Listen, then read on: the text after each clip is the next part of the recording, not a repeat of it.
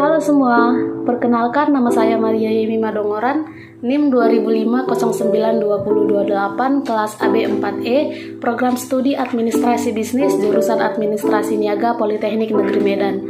Nah, pada video presentasi kali ini saya akan membahas mengenai kelangkaan minyak goreng.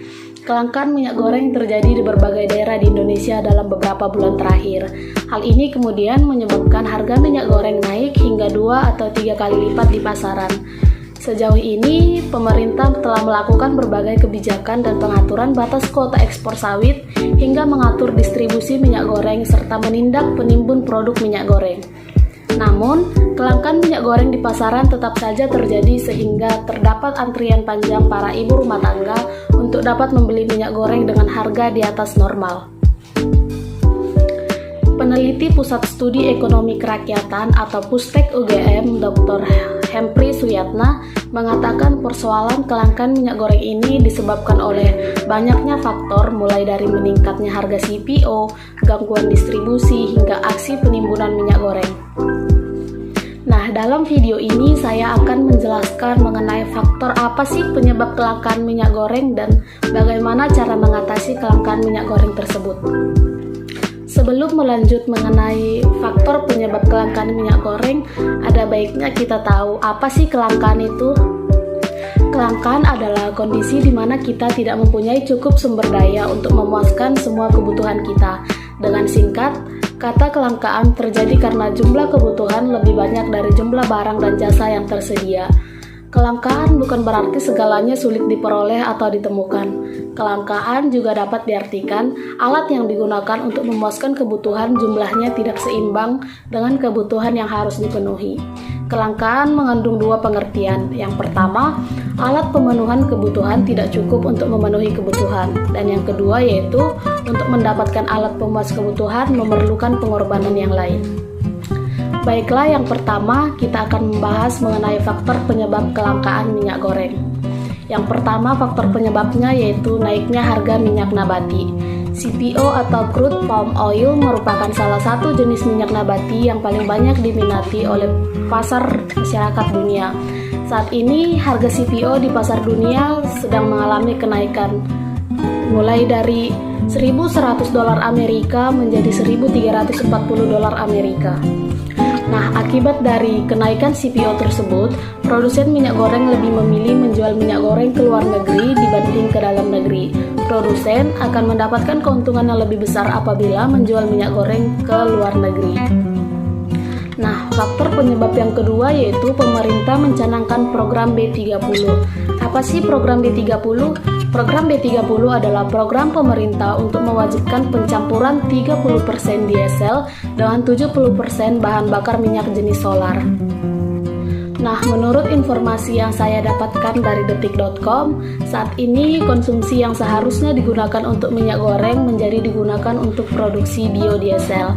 Hal itu karena ada kewajiban untuk pengusaha CPO agar memenuhi market produksi biodiesel sebesar 30%. Nah, faktor yang ketiga yaitu pandemi COVID-19 yang belum usai. Kondisi pandemi COVID-19 yang belum selesai juga menjadi salah satu penyebab kelangkaan minyak goreng. Terlebih, ada beberapa negara di belahan dunia lain yang sedang mengalami gelombang ketiga COVID-19. Konsumen luar negeri yang selama ini menggunakan minyak nabati juga mulai beralih ke CPO, sehingga ada kenaikan permintaan di luar negeri terkait ekspor CPO.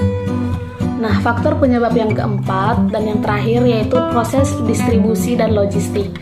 Hal penting juga tidak lepas dari produsen minyak goreng yang hanya ada di beberapa daerah saja.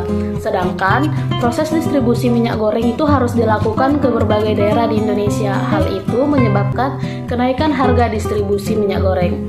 Sementara berkaitan dengan logistik, harga kontainer saat ini lebih mahal dari sebelumnya. Shipping atau perkapalan juga mengalami kenaikan harga.